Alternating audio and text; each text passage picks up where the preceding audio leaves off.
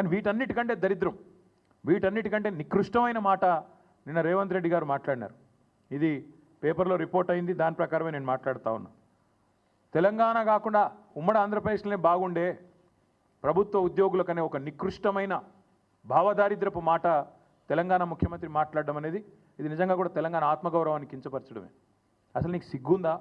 ఉద్యమంలో ఎన్నడూ రాలేదు కనీసం కలిసి, ఇవాళ సిగ్గు లేకుండా ఆ ముఖ్యమంత్రి పదవిలో కూర్చొని కూడా ఈ భావదారిద్రపు మాట మాట్లాడడానికి ఒక తెలంగాణ బిడ్డవు కదా, కనీసం రేషమని ఉండాలి కదా.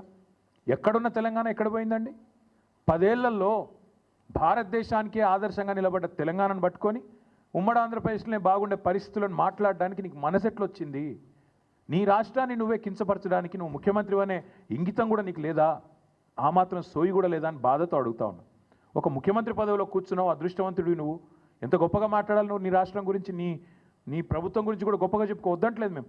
కానీ రాష్ట్రాన్ని చిన్నగా చేసి చూపెట్టడం అనే దౌర్భాగ్యం అనేది అయితే ఉందో నిజంగా కూడా బాధాకరం. ఇంకా దారుణం ఏంటంటే, కానీ వీటన్నిటికంటే దరిద్రం, వీటన్నిటికంటే నికృష్టమైన మాట నిన్న రేవంత్ రెడ్డి గారు మాట్లాడినారు. ఇది పేపర్లో రిపోర్ట్ అయింది, దాని ప్రకారమే నేను మాట్లాడుతూ ఉన్నా.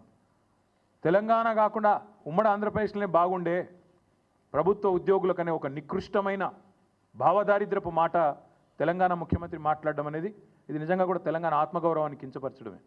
అసలు నీకు సిగ్గుందా?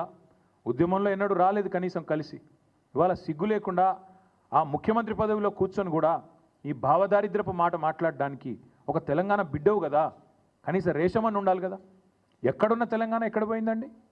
10 ఏళ్లలో భారతదేశానికే ఆదర్శంగా నిలబడ్డ తెలంగాణను పట్టుకొని ఉమ్మడి ఆంధ్రప్రదేశ్లోనే బాగుండే పరిస్థితులను మాట్లాడడానికి నీకు మనసెట్లు వచ్చింది? నీ రాష్ట్రాన్ని నువ్వే కించపరచడానికి నువ్వు ముఖ్యమంత్రి అనే ఇంగితం కూడా నీకు లేదా?